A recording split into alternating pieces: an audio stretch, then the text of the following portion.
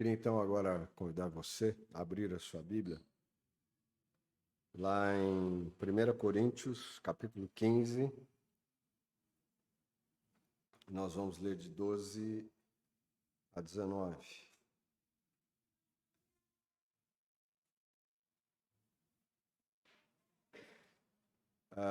Uma boa notícia, né? A Lauren vai conduzir o cultinho de hoje. Então as crianças vão ter um período lá com a Lauren, tá? Até 11 anos. O Robin, vai lá, Robin. Leve ele lá, Dani. Leve ele lá. Com as crianças lá, Robin. Vai ser bem legal.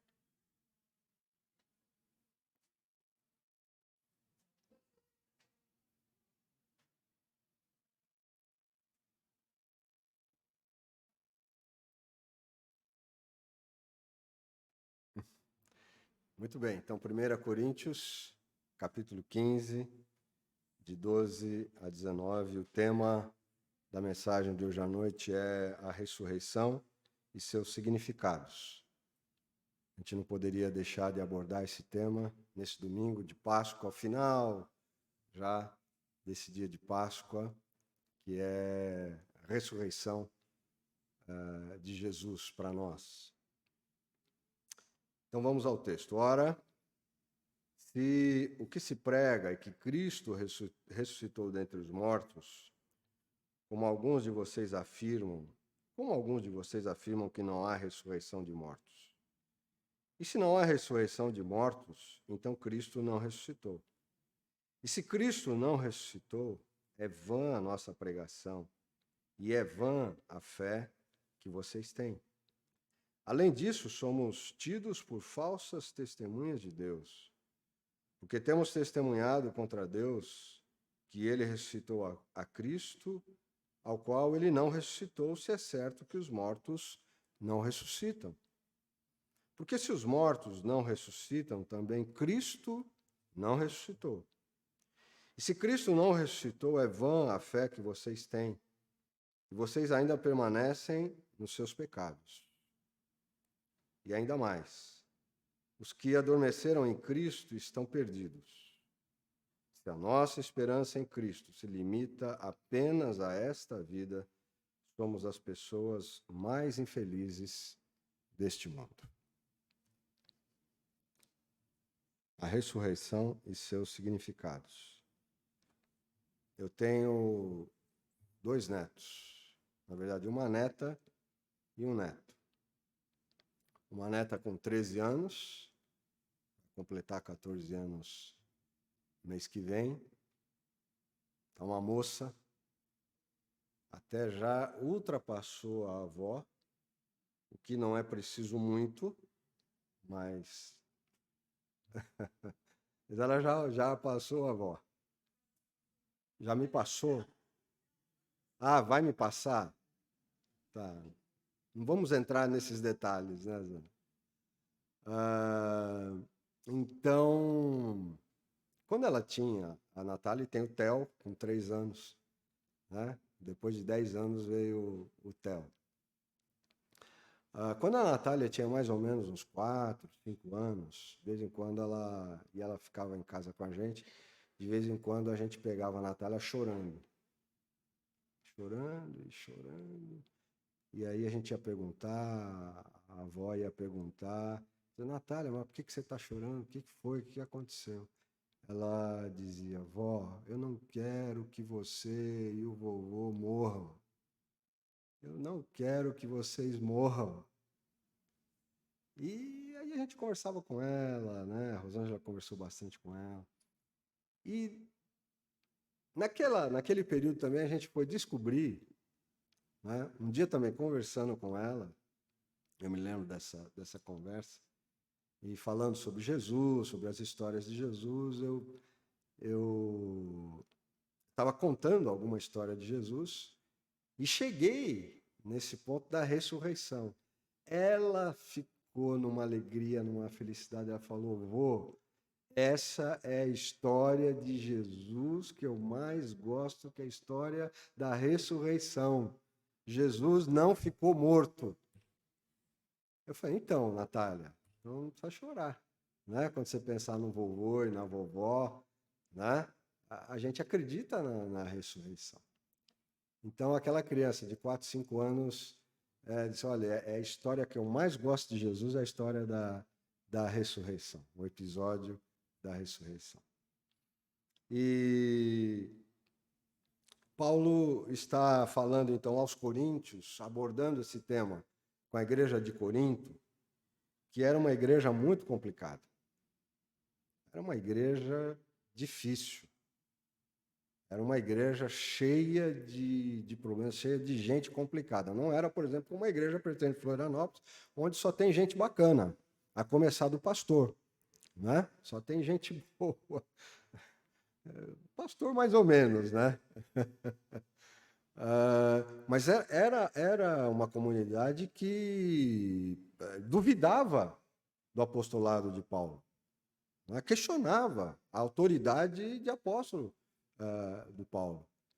Era uma igreja que, em alguns momentos, virava uma bagunça. A celebração da ceia, nós vamos celebrar hoje a ceia, a celebração da ceia era uma bagunça. Virava uma festa de comilança. E os que tinham dinheiro e mais recursos levavam lá suas comidas e comiam na hora da ceia, e os mais pobres ficavam lá no canto assim, né? E quando Paulo soube disso, Paulo, gente, o que vocês estão fazendo? Aí ele escreve também na sua carta orientações sobre a celebração da ceia. Né? Então, e outras coisas, se você for ler as cartas de Paulo aos Coríntios, né, você vai ver que era uma comunidade realmente complicada. E havia, então, um questionamento a respeito da ressurreição. Será que realmente Jesus ressuscitou? Então havia um grupo lá na igreja dizendo, olha, acho que não é bem assim, tal. E Paulo diz, se Cristo não ressuscitou, é vã a nossa fé, é vã a nossa pregação. E a questão da ressurreição era um assunto pregado desde o início da história da igreja. Você se lembra do apóstolo Pedro, lá em Jerusalém, naquele seu discurso, naquele seu sermão, onde depois se convertem 3.000 pessoas? Uma das coisas que ele diz, um dos temas do Pedro ali naquele discurso era a ressurreição. E ele fala, israelitas, vocês condenaram e crucificaram o Messias, mas ele não foi detido pela morte. Era impossível que ele fosse detido pela morte, ele foi ressuscitado, ele ressuscitou. Isso fazia parte do discurso de Pedro. O próprio Paulo, quando estava lá em Atenas, isso é descrito lá em Atos, capítulo 17, né, lá no Areópago, quando ele fala sobre aquele sermão extraordinário, o Deus desconhecido, né? Depois os filósofos que estavam ouvindo Paulo questionavam entre si, mas o que esse tagarela está falando? Que deuses são esses que ele está anunciando? Porque Paulo falava de Jesus Cristo e da ressurreição. Aqueles homens achavam que ressurreição era alguma deusa. Não haviam entendido o que era a ressurreição de Jesus. Mas esta foi, então, uma questão aceita, sem maiores problemas, na igreja cristã desde o seu início. E a ressurreição é tão importante, é um dos pilares da nossa fé, não é? Porque sem a gente crer nisso, a fé cristã, ela pode ser diluída muito facilmente, poderia ter sido diluída muito facilmente. Poderia ter desaparecido muito facilmente se não fosse o milagre extraordinário da ressurreição. Então nós cremos na ressurreição. Cremos que a ressurreição de Cristo foi real. Ele ressuscitou ao terceiro dia, foi crucificado, morreu, foi sepultado, mas ao terceiro dia ele ressuscitou dos mortos, o seu corpo, né, tornou a viver. Ele tornou a viver através do seu corpo. E a promessa é de que nós também um dia ressuscitaremos. Naquele dia final, onde Deus vai colocar todas as coisas nos seus devidos lugares, nós ressuscitaremos. Nosso corpo será um corpo revestido de glória para nós vivermos a eternidade na presença e na companhia de Deus. Mas a ressurreição não tem a ver apenas com uma vida eterna, uma vida futura. A ressurreição tem a ver também com aqui e agora, com a vida antes da morte.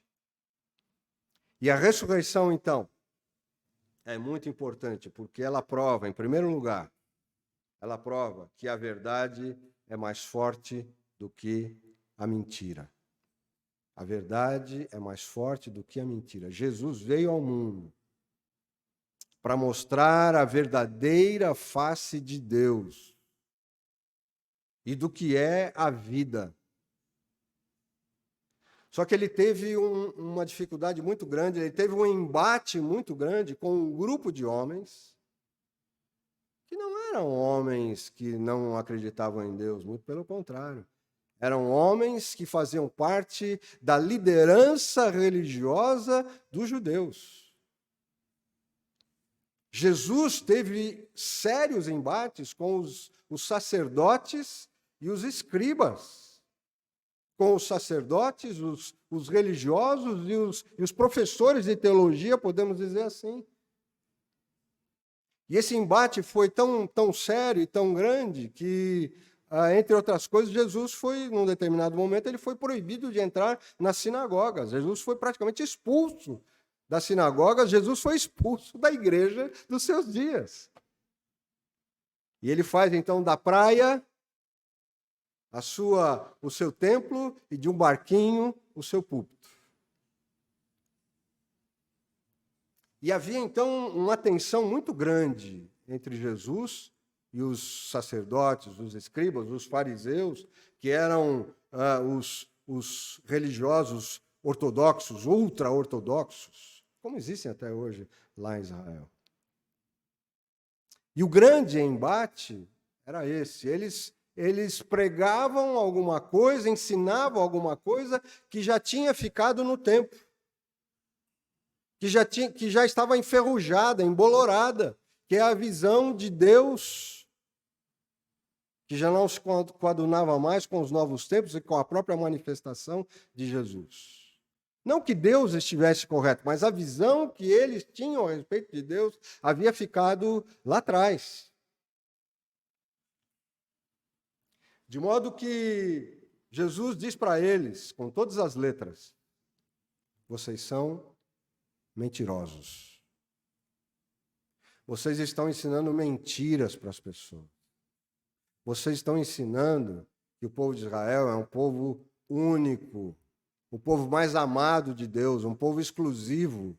Isso não é verdade. Vocês colocam peso sobre os ombros das pessoas, dizendo que se elas não cumprirem com aquelas leis, aquelas regras, Deus vai castigá-las. Isso é mentira, isso não é verdade. E o embate era tão sério. E Jesus, então, diz a ele o seguinte, está lá no Evangelho de João, lá no capítulo 8, Jesus diz, eles se vangloriavam, não, nós somos filhos de Abraão, nós somos filhos de Abraão. E Jesus diz para eles, vocês não são filhos de Abraão. Vocês são filhos do diabo. O diabo é o pai de vocês, porque vocês são mentirosos. E o diabo é o pai da mentira. E ele mentiu desde o início. Vocês são filhos do diabo. Olha só, Jesus dizendo isso para a liderança religiosa dos seus dias. E por isso eles queriam matar Jesus. E Jesus mesmo disse, vocês querem me matar. Porque eu digo a verdade. E vocês são mentirosos. Mas como Jesus não foi destruído, como Jesus ressuscitou, a ressurreição prova que a verdade é mais forte do que a mentira. Em segundo lugar, a ressurreição prova que o bem é mais forte do que o mal. Às vezes a gente fica assim, com um certo receio, né? Achando que o mal está se proliferando, o mal está crescendo, não é sem limites, sem freios, e o que vai ser desse mundo, o mal, e a gente tem que se lembrar daquela parábola que Jesus ensinou, né? Que está registrada lá em Mateus, a parábola do trigo e do joio. E aquela parábola, entre outras coisas, nos ensina o seguinte: se o mal cresce de um lado, que é o joio se parece muito com o trigo, mas ele não é bom como o trigo. O joio, inclusive, é tóxico. Ele é tóxico. Mas ele se parece muito com o trigo. E Jesus, então, diz o seguinte, que eles vão crescer juntos. Então, se o joio, que representa o mal, cresce, o trigo, que representa o bem, também está crescendo. Também está crescendo. Então, gente, se o mal cresce de um lado, o bem também está crescendo de outro. A gente não pode esquecer disso. Se deixar tomar pelo pessimismo, esse mundo não tem mais jeito, esse mundo está absolutamente perdido, só confusão, só conflito, só guerra, só morte, só destruição. Isso é verdade que acontece, mas o bem também está se processando. Podemos ouvir muitas histórias extraordinárias do bem se manifestando no mundo afora. E o maior representante do bem na história da humanidade foi Jesus Cristo. Por onde ele passou, escreve o apóstolo Paulo, ou escreve o autor de Atos, Lucas escreve. Ele andou, por onde ele andou fazendo o bem. Ele andou fazendo o bem. Então, a ressurreição de Cristo é a garantia de que o bem é mais forte do que o mal. Amém? Amém. Mas, em terceiro lugar, a ressurreição é a garantia de que o amor é mais forte do que o ódio. E Jesus foi muito odiado, como eu disse, não é? Pelos escribas, fariseus, judeus e parcela do povo também. Tanto era, esse ódio era tão grande, que naquele julgamento de Jesus diante de Pilatos, a multidão resolve o quê? Estavam tão tomados de ódio que eles pedem que seja solto Barrabás, um criminoso, e que se prenda, e que se crucifique, se mate Jesus, aquele que era o absolutamente inocente. O ódio cega as pessoas. Quanto ódio espalhado mundo afora, quanto ódio presente na nossa sociedade hoje. Ódio que tem separado famílias, amigos. Isso é terrível. Isso é muito triste. Mas o ódio não pode vencer o amor. O ódio não pode ser maior do que o amor. E a ressurreição de Jesus Cristo prova isso. Porque se Jesus Cristo não tivesse ressuscitado, o ódio humano teria se espalhado de maneira absoluta e incontrolável na história. Mas como Jesus ressuscitou, Jesus é a maior manifestação do amor de Deus na história da humanidade. Porque Deus amou o mundo de tal maneira que deu o seu Filho unigênito para que todo aquele que nele crê não pereça, mas tenha a vida eterna. É o amor de Deus. Jesus é a manifestação do amor de Deus, que é o dom maior de Deus para o ser humano. Mas a gente pode se tranquilizar, sabendo que a ressurreição de Jesus nos garante isso. Que o amor é mais forte do que o ódio. E, finalmente, a gente deve afirmar, e não poderia ser diferente, né, que a ressurreição de Jesus prova que a vida é mais forte do que a morte. A vida é mais forte do que a morte. Então, embora haja muitos sinais de morte espalhados aí, mundo afora, a vida prevalece. A vida é mais forte. Isso a própria natureza mostra. Não é? Um chão atingido, não é? Pelo fogo que destrói árvores e plantas e arrasa aquele terreno, dali a pouco vê uma erva verdinha brotando novamente naquele chão que foi queimado, que foi morto. A vida é mais forte do que a morte. A última palavra na nossa existência não será da morte, mas da vida. Quando a gente lê o Salmo 23, aquele salmo extraordinário, não é, que diz: o Senhor é o meu pastor e nada me faltará. Isso não significa que não me faltará nada materialmente, não é isso. Porque o cristão, o discípulo de Jesus, a discípula de Jesus, pode ficar desempregado, pode ficar desempregada, pode ter problema financeiro, pode ficar doente. Então, o Senhor é meu pastor, nada me faltará. Não diz respeito a coisas ou coisas materiais, ou o aspecto da materialidade da nossa vida, mas diz respeito àquilo que é mais importante, às coisas da alma, do espírito, da nossa psique.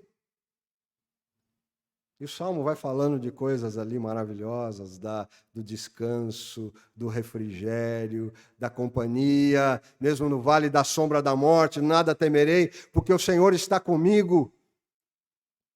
E finalmente, o Salmo termina dizendo: e habitarei na casa do Senhor para sempre. A última palavra é a palavra da vida. Então, gente, quem garante isso para nós? Jesus e a sua ressurreição. Então, nós temos muitas razões para celebrar a ressurreição, a Páscoa. Paulo diz que Jesus é o nosso Cordeiro Pascal, Jesus é a nossa Páscoa. A ressurreição é o sentido maior da nossa Páscoa, a ressurreição de Jesus.